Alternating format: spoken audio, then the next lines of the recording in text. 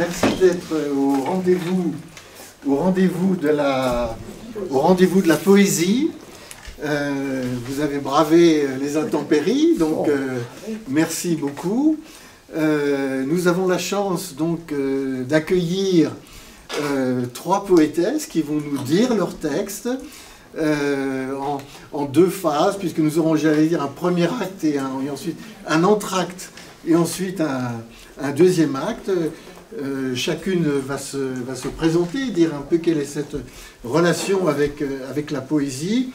Moi, je voulais vous dire que c'est un exercice un peu différent de celui que nous faisons parfois ensemble dans les cercles de lecture. Vous savez, j'insiste beaucoup sur le fait que, en lisant un roman, il faut se rendre suffisamment disponible pour en fait mettre dans notre lecture une partie de nous-mêmes. Ce qui fait que le roman, il est à la fois un texte qui nous décrit une situation, mais c'est en même temps une situation dans laquelle, vis-à-vis de laquelle nous pouvons nous mesurer, voire entrer en résonance avec des souvenirs, par exemple. Mais c'est encore plus le cas avec la poésie, mais différemment.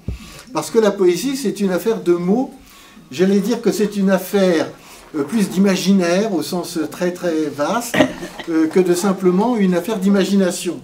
Et donc, je crois que c'est le moment de se rendre disponible pour voir l'écho que un mot, des mots, des enchaînements de mots, des groupes, eh bien, c'est le mot qui va aller chercher en vous, si vous vous rendez suffisamment disponible, qui va chercher en vous des évocations, des rapprochements, des superpositions ou des oppositions, etc. Ensuite, eh bien, au moment de l'entracte, eh bien, nous prendrons tous ensemble des rafraîchissements, et là, eh bien, vous pourrez dialoguer au plus près avec nos poétesses en fonction de ce que vous aurez entendu et ressenti. Donc, nous avons Hélène Fresnel qui va commencer. Chacune vous dira quelques mots avant de commencer. Ensuite, nous aurons Michel Rosenfeld, que vous connaissez tous, puisqu'elle fait partie de nos fidèles, mais c'est aussi une poétesse qui a une œuvre construite et éditée.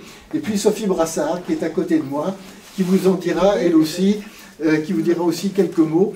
Et donc, voilà, je nous souhaite la plus belle et la plus disponible écoute vis-à-vis de ces 3 poétesses qui nous font le plaisir, l'honneur, l'avantage, eh bien, de venir nous dire leur texte. Merci. Alors, merci beaucoup Yves-Claude, et puis merci au centre de nous accueillir aujourd'hui, et puis à vous tous d'être là. J'espère qu'on va passer un moment chaleureux.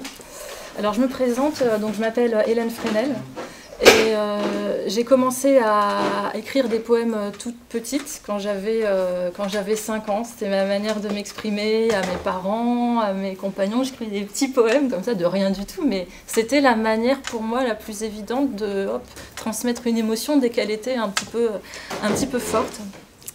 Et au bout d'un moment, j'ai cherché à publier les textes, et mon premier recueil est sorti en 2020. Voilà, il s'appelle Une terre où trembler. Ça a été une grande aventure juste d'oser publier ces textes et voilà, qui sont à la fois très intimes et très cosmiques. Et voilà. Et puis, ces derniers temps, je travaille sur mes prochains recueils, et je me suis beaucoup intéressée au lien entre la poésie et la musique. Et notamment, je ne sais pas si vous avez entendu avant la présentation d'Yves-Claude, il y avait des extraits des leaders de Schubert, que vous connaissez peut-être. Et je me suis beaucoup passionnée pour ces chants, en fait, ces chants du 19e allemands, qui commence avec un piano, une voix dans les maisons, comme ça, où on a la voix d'un chanteur lyrique qui se propage dans des maisons, dans un cadre assez intime, et qui associe l'ampleur de la beauté de la musique classique à l'intimité de la voix, dans un petit cadre. Et ça m'a beaucoup émerveillée quand j'étais petite. Et puis voilà, j'ai essayé du coup d'écrire moi-même des sortes de leaders français. Donc je vous rassure, c'est pas en allemand. Et c'est ça que j'aimerais partager avec vous aujourd'hui. Alors les textes que j'ai choisi de lire, ce sera assez court. C'est les 4 premiers leaders de ce travail en cours. Ils mettent en scène un souffle qui parcourt le monde et qui essaye d'avoir une voix. Et ça, c'est venu après une réflexion sur toutes les divisions qu'il y a en ce moment, les divisions politiques, les divisions qui nous assomment en réalité. Et je me suis demandé, mais qu'est-ce qui nous reste en commun, en fait, dans ce monde qui explose? Et la réponse spontanée que j'ai eue, c'est le désir d'avoir sa voix et qu'on soit écouté et respecté en tant que tel. Et donc voilà, donc j'arrête avec le petit discours de présentation, et je vais vous lire les textes qui sont nés de tout ça. Donc ça s'appelle le chant du souffle, cette partie-là. Et ça raconte ce voyage du souffle pour trouver sa voix et sortir du silence.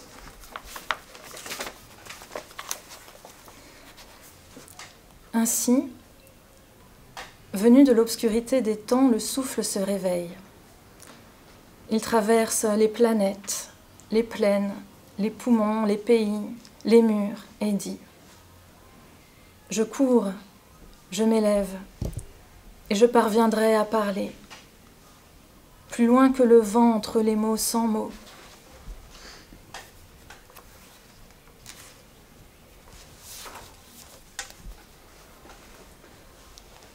Puisqu'on m'appelle souffle, la nuit tombera du ciel. Depuis la tête de l'enfant qui croit en ma puissance, au moment où j'essaye de dire quelque chose et pourtant ne dis rien. Je m'élève, je tremble et j'y parviendrai. Mais pourtant, moi le relais du vent entre les rues sans peau, ni avant ni pendant ma chaleur, ma course ne révèle la formule des années. Je poursuis la chair du silence, sans les clés que détournent les cornistes du temps en chemin.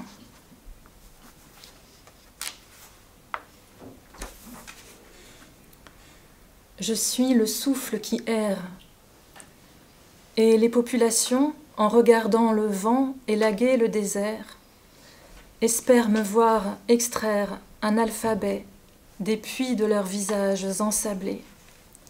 Il serait temps.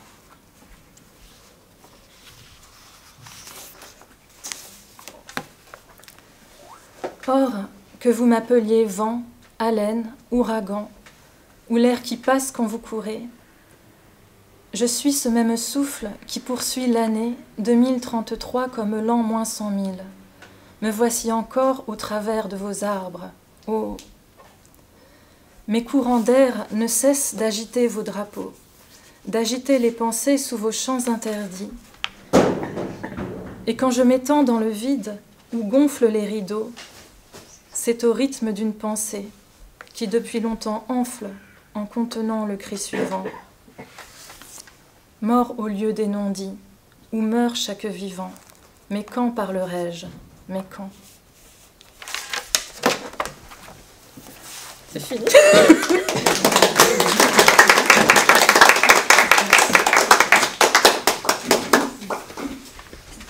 Alors, je vais mettre quelques notes de musique.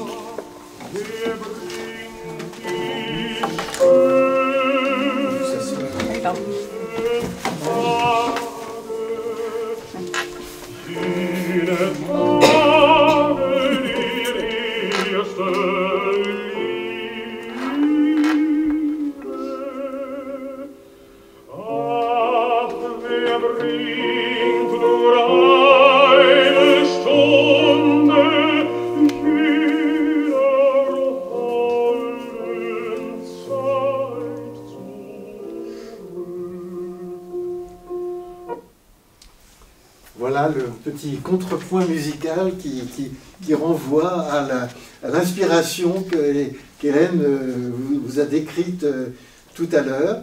Et donc maintenant, Michel Dites-nous quelques mots. Seconde poétesse, Michel Rosenfeld.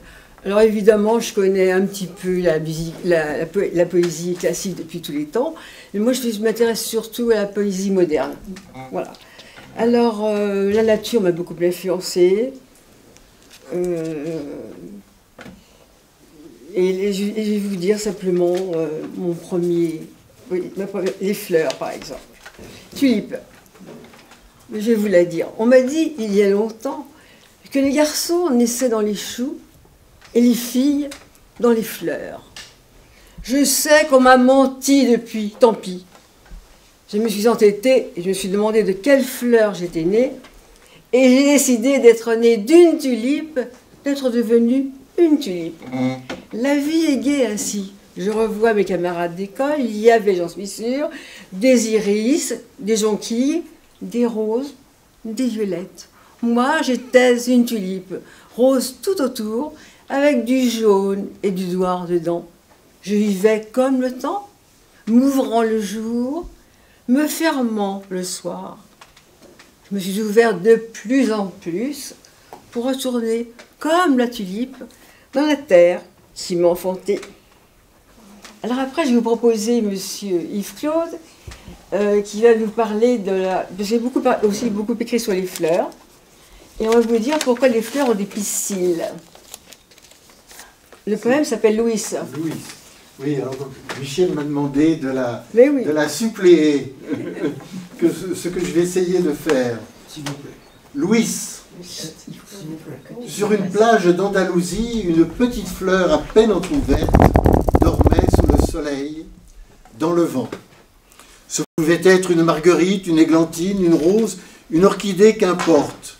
Sur une plage déserte, une petite fleur à peine entrouverte dormait. Louis, blasé, écœuré par cette triste guerre, avançait l'épée au côté. Il se sentait attiré, irrésistiblement, follement, sûrement, par cette petite fleur à peine entrouverte, qui dormait sur la plage déserte. Ému et touché par sa fragilité et sa beauté, il s'inclina devant elle, mit un genou à terre, la contemplant. Sous l'effet du soleil, elle s'entr'ouvrait légèrement. Louis se penchait sur elle, recevait sa respiration qui se mêlait à celle du vent, tandis que la mer recouvrait le sable régulièrement dans un chant envoûtant. Enhardi, Louis s'autorisa à la toucher légèrement sous l'effet de la caresse conjuguée à celle du soleil. La fleur s'ouvrait de plus en plus, sécrétant un liquide chaud et odorant, délicieux à ses doigts. Alors, Louise, dans un élan, avec douceur, avec bonheur, enfonça son glaive délicatement, sûrement au plus profond de la fleur, y rencontrant son cœur qui battait follement. Il était bien, si bien, qu'il décida d'y rester pour l'éternité. C'est depuis ce temps-là que les fleurs, qu'elles soient des champs, des prés ou des bois, ou des jardins bien soignés, ont un pistil. Merci. Alors, je suis aussi très inspirée, j'aime aussi beaucoup la nature, la mer. Alors Cabourg, mon nouvel amour, ta plage de sable blanc qui s'étend à l'infini, ta mer au bleu changeant qui va et vient, tantôt à proximité, c'est facile, tantôt si loin, c'est difficile, mais toujours là. Cargèse.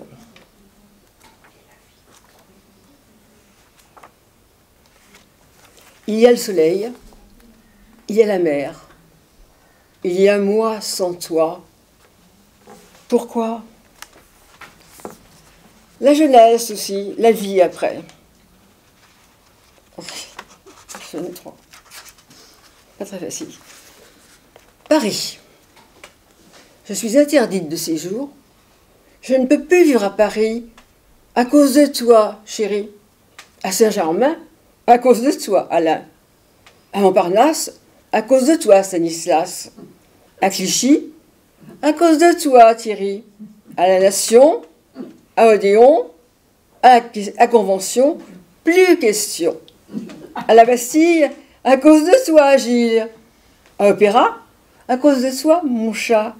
à Montparnasse, à cause de toi, Bellâtre. À la Défense, Défense.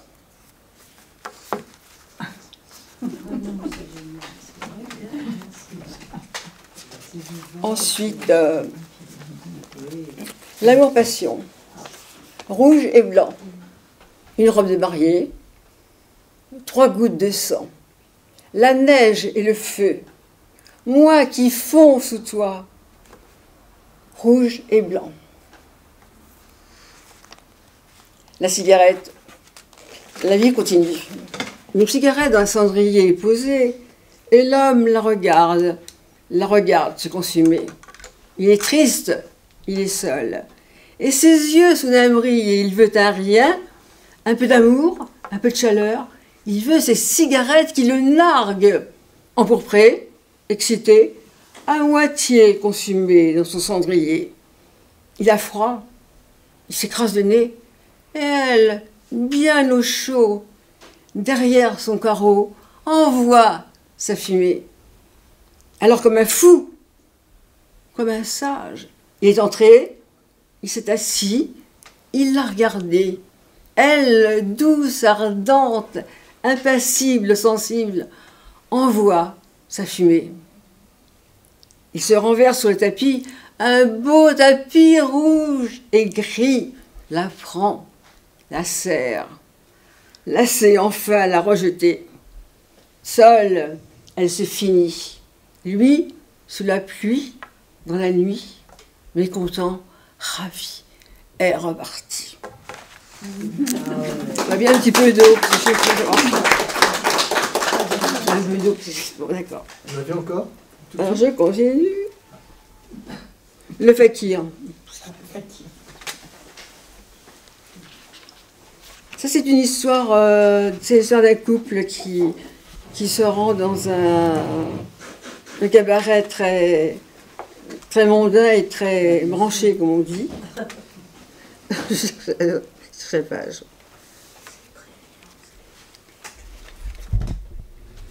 Le fakir. Je suis folle d'amour, folle de désir pour le fakir. Il me fait sourire, rire, frémir, gémir, blêmir.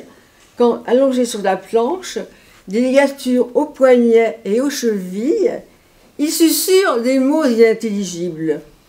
Les yeux fermés, il murmure. Mais que dit-il? Que les clous sur lesquels il repose lui sont plus doux qu'un lit de pétales de rose. Il en sent la douceur, la chaleur, la volupté, le parfum. Me fixant intensément, il me demande si je veux partager sa couche. Pourquoi pas? Je me lève et rejoins le fakir. La suite n'est pas pour vos oreilles chastes. Vous ne saurez plus rien. Malgré vos soupirs, vos rugissements, votre rire, censure. J'aimerais bien un peu d'eau parce que je suis... Ah, tu veux de l'eau? Vous avez encore tout de suite, hein? Oui, il y en a peut-être d'autres. Les bijoux. Alors, les bijoux. Les bijoux. C'est Catherine. C'est une...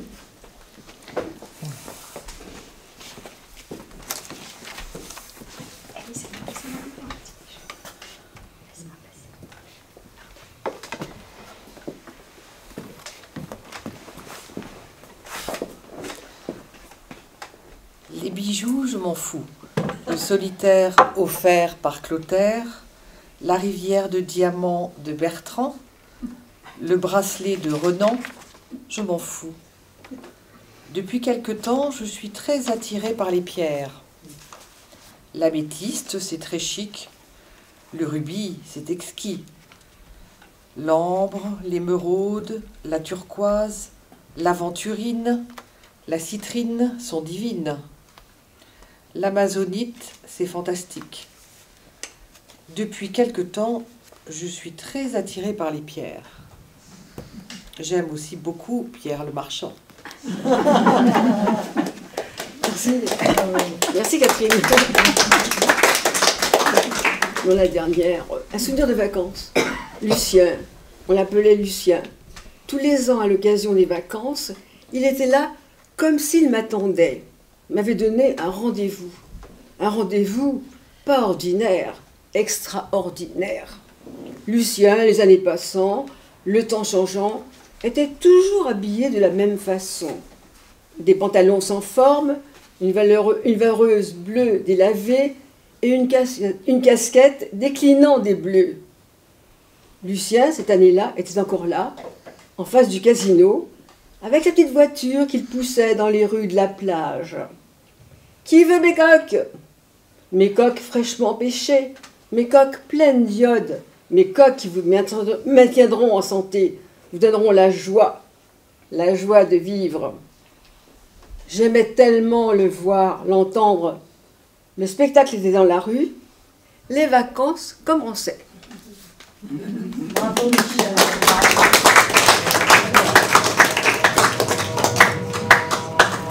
Je laisse ma consoeur. Je vous fais un peu de musique.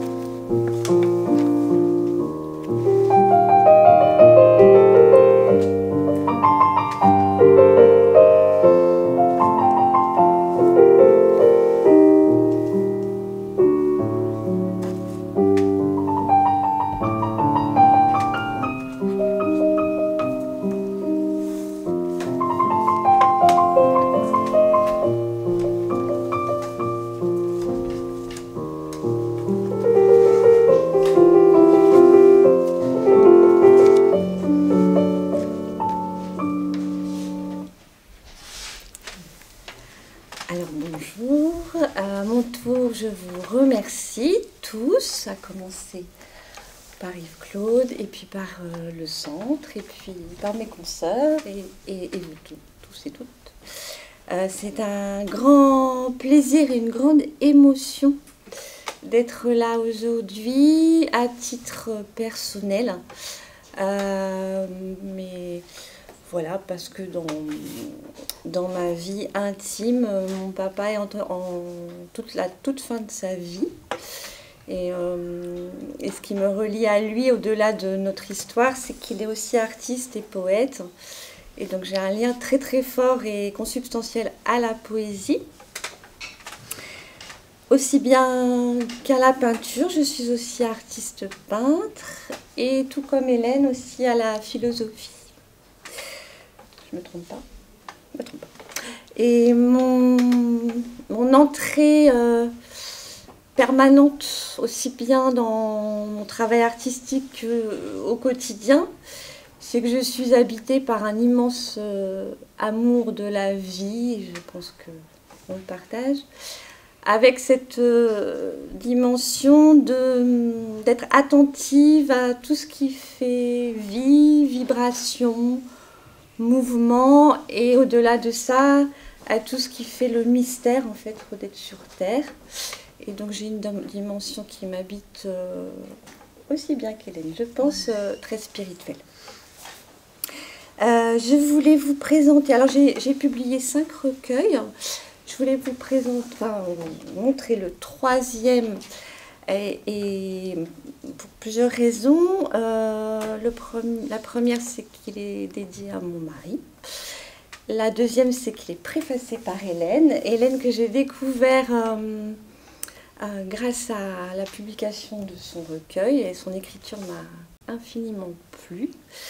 Et donc, je suis très honorée de cette préface. Et donc, c'est un recueil qui décline différents moments. Et je vais vous en décliner quelques-uns.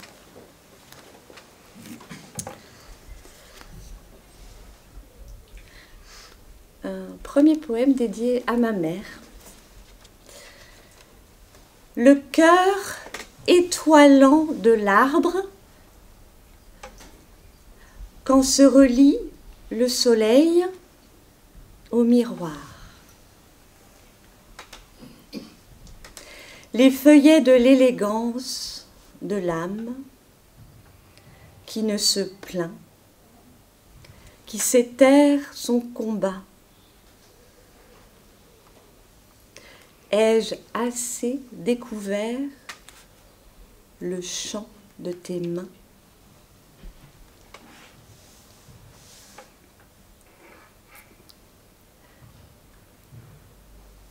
un autre.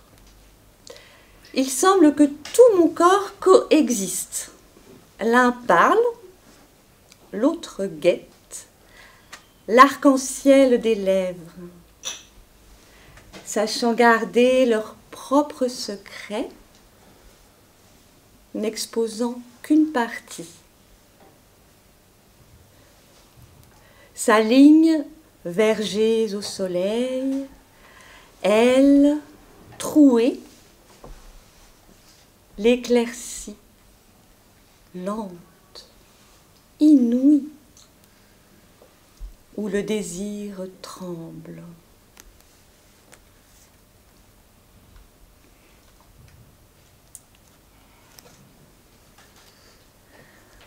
Un dédié aux enfants. Substantiel décembre, substantiel, de brûlures et de tuiles. Les grues du chantier broient la lente brume. Ma langue s'agrippe au sortilège de l'attente. Comme s'étend le voyage, un ballon vole sur le toit comme un cri.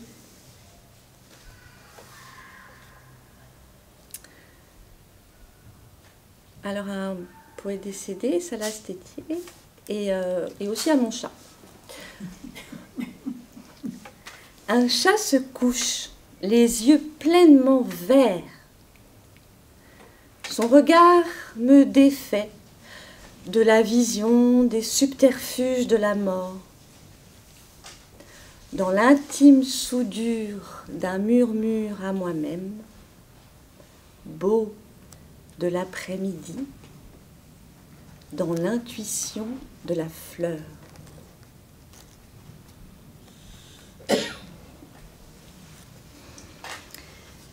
Et un autre pour les gens qui souffrent.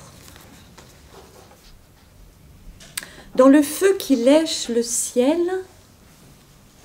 une herbe retrace la couleur insoupçonnée du monde. La nuit, de plein droit, laisse retomber les voix comme des brindilles. La nuit, soustraite à l'attente d'une blessure à recouvrir. Je vous remercie.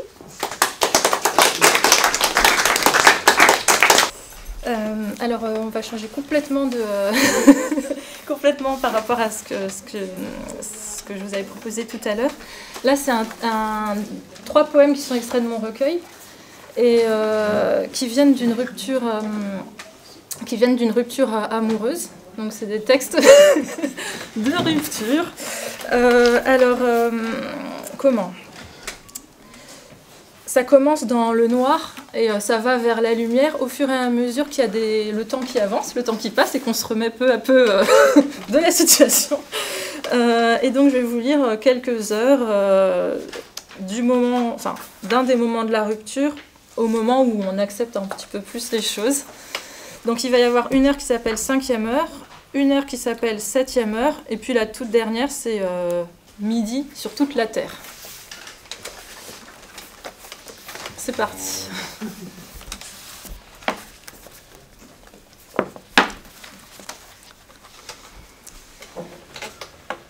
Cinquième heure.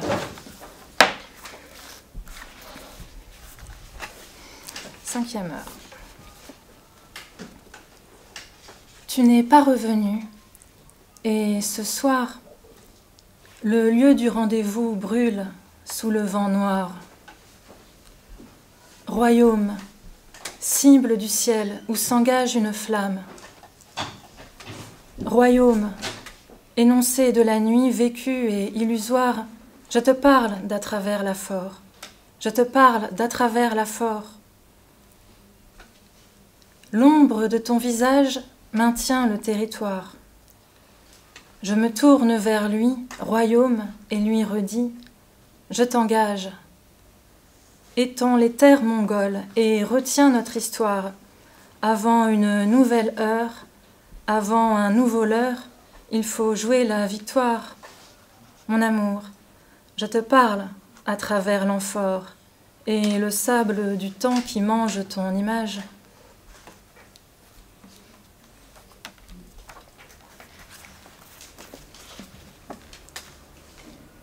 Septième heure. Nuit. Nuit roulée sous ma main. Il faut gagner la terre. Nuit pétrie par le rêve ou la foi, la matière, il nous faut avancer, innocenter le paradis des dalles de la nuit. Allons, la pierre est lourde, mais il faut rouler vite. La pousser vers ce trou d'où gicle la lumière, étouffer l'aube, écraser le sifflement d'or, l'autre magie. Nous revenons, viendrons, amoureux de la gloire, dans l'arrière-pensée. Je crée des ongles noirs qui ne renoncent pas à bâtir, à bâtir.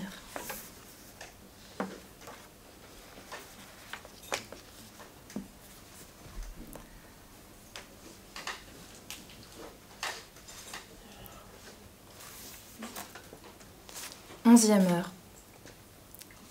8, 9, 10, peut-être 11 immenses étoiles. Et soudain, tic-tac ovale, entre tes mots et tes non-gestes, le soleil perce, total. Il se découvre des frontières, 1000 occasions de reportage. La nuit se plie et déménage loin des lucides outrances. Mais derrière, dans la révélation, j'observe les yeux béants, les lumières grandies, tombées de partout, folles. Si tu savais, toi le complice, comme je glisse, comme je résiste, devant le soleil ébloui.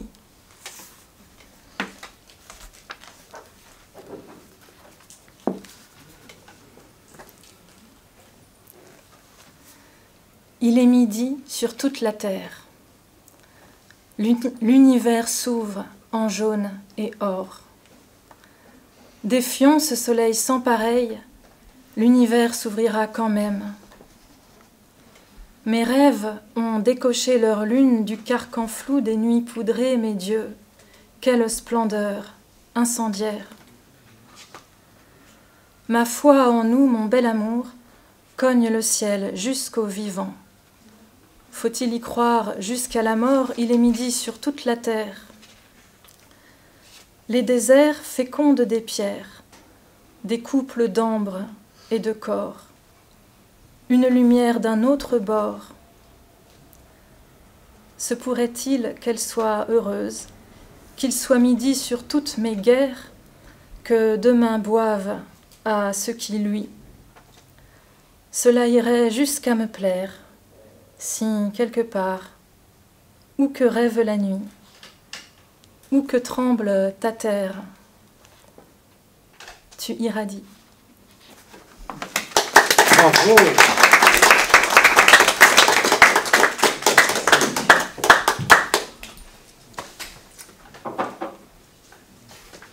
Un petit moment pour Merci. pour prendre tout ça en nous. Et Michel, maintenant à vous. Oh non, j'apporte des mots. Vu les moments difficiles que nous traversons, là c'est beaucoup plus sérieux. Puis une époque que j'ai beaucoup aimée, mai 68. Le printemps était revenu pour toujours. Pour toujours. Je croyais, j'espérais. Tu étais là enfin, tu me souriais, je te souriais. Je sortais de mon silence, de ma solitude, pour parler, faire, oser, être. Toi que l'on payait pour tes idées, pour faire faire. Tu disais, vous disiez, que vous en aviez marre du métro, dodo, boulot, dodo. Enfin, vous vous rencontriez.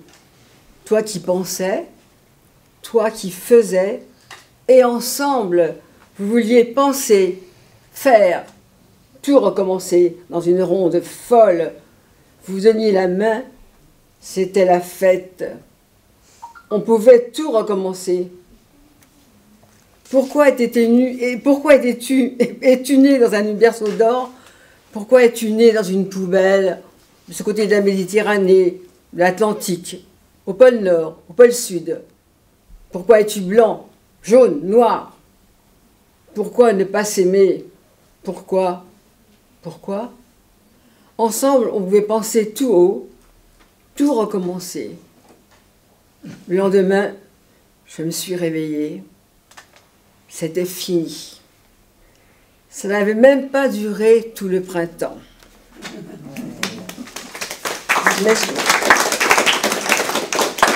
Alors après, il faut s'aimer. Je cherche la page.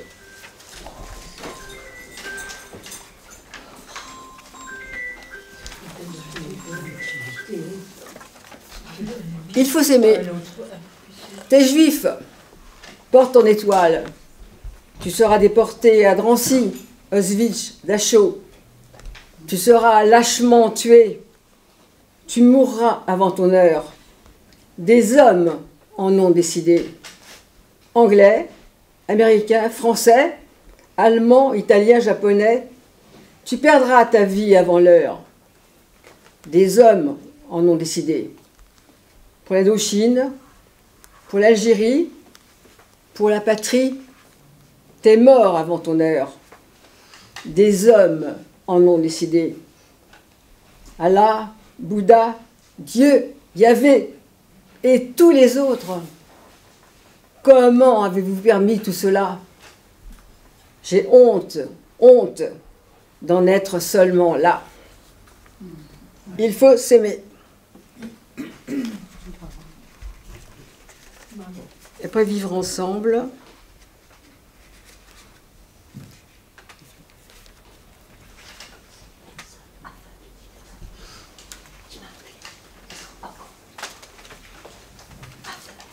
Vivre ensemble. C'est le printemps. Les juifs, les chrétiens, fêtent Pâques en même temps. Les enfants, qu'ils soient noirs, jaunes, blancs, religieux, athées, recueillent des œufs colorés dans les jardins. Les enfants à Noël, qu'ils soient noirs, jaunes, blancs, attendent impatiemment leurs cadeaux.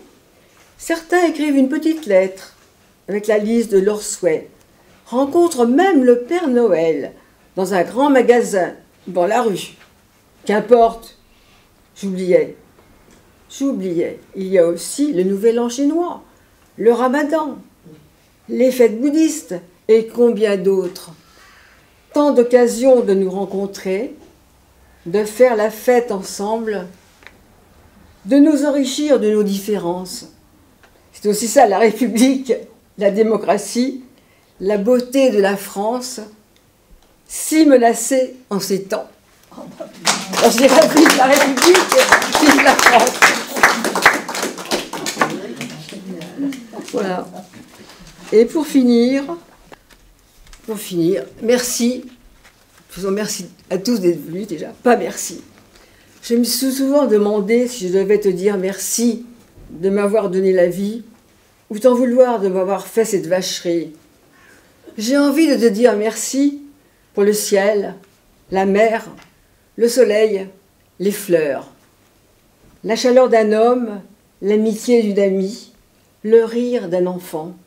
Pas merci pour la guerre, la mesquinerie, la jalousie, la connerie.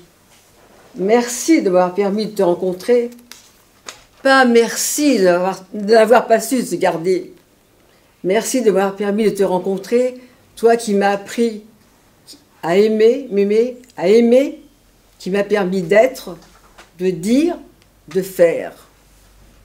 Je me demande souvent si je dois te dire merci ou pas merci. Finalement, j'ai quand même envie de te dire merci, merci, merci. Et merci à vous d'être venus. Et aussi, merci beaucoup à Catherine et Yves qui m'ont beaucoup aidé à m'exprimer, à continuer et même à faire publier ce livre.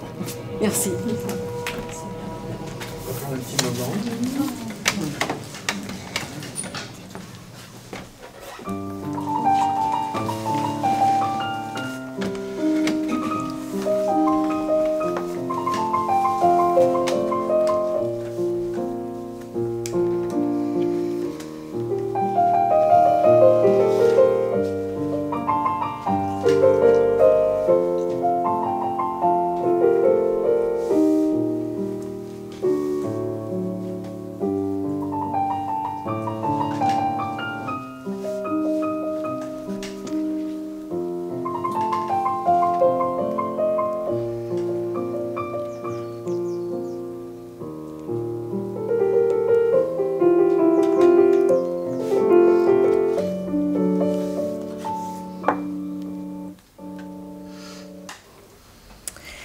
Alors, je vais vous lire quelques textes de mon dernier recueil, qui s'appelle Gestes de toile, toujours aux éditions du Cygne. Et c'est un texte qui opère comme un récit, avec une voix à l'imparfait et une voix au présent, et qui reprend un vieux, très vieux récit médiéval, ou en tout cas une vieille trame qui s'appelle La chanson de toile, donc fondée sur l'amour courtois, où les femmes étaient censées tisser, chanter, dans l'attente espérée de leur amour ou amoureux. Et c'est aussi un recueil qui convoque des choses difficiles, mais qui font aussi partie de la vie, qui est la peur de perdre les êtres que l'on aime. Et qu'est-ce que c'est que vivre et aimer, voilà, avec une... Qu'est-ce que c'est que la limite de tout ça? Voilà. J'ai plus une pomme, qu'elle fasse le lien entre toi et moi, dont l'existence est veillée par un mot immobile. Immobile. C'est absolu, ce fruit, le silence dans le coin sombre de la cuisine, avant l'image noire, oxydée de la mort.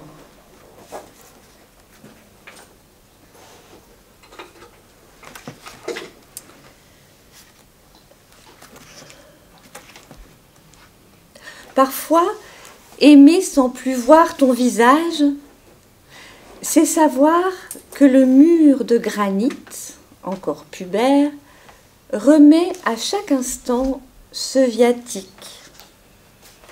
Linge frais clapote au vent, je suis à ce que je fais, je suis le sang qui s'essaie à me fondre dans l'espace que tu éclaires.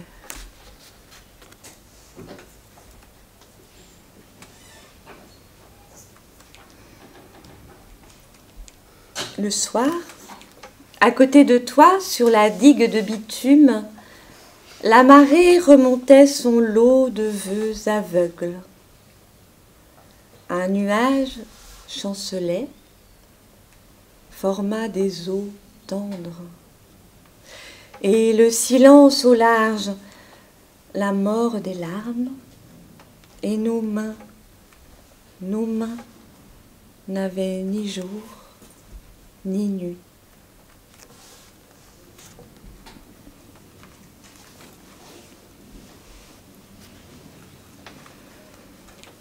Petite croix de brume, un arbre encore noir étend l'horizon, retient l'étoile et ma tristesse. À l'unisson de la rosée, j'écris, je me souviens d'autres écrits, de ne pas m'identifier. Légère, vaporeuse, réfractaire à ma propre poussière, petite croix de brume. Illuminé de pluie, de sève, le mur de camélias. Est-ce l'endroit où se fondent les récits? Pendant que s'organise d'un reflet le vase mouillé de fleurs rouges, celle que j'ai vue vivre, et je caresse le front de ma fille réelle.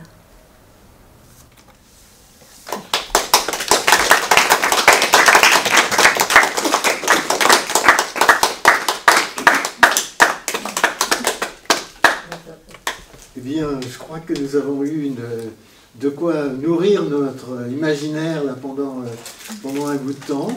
Si certains ou certaines d'entre vous veulent dire un mot maintenant à tous, ou bien de manière plus personnelle avec l'une de nos poétesses, merci encore de nous avoir apporté un peu de lumière sous l'orage. Et voilà, et vous êtes ici chez vous, peut-être qu'on aura l'occasion de se revoir, je le souhaite certainement. Merci. Encore merci. Encore toutes merci les à vous. trois. Merci.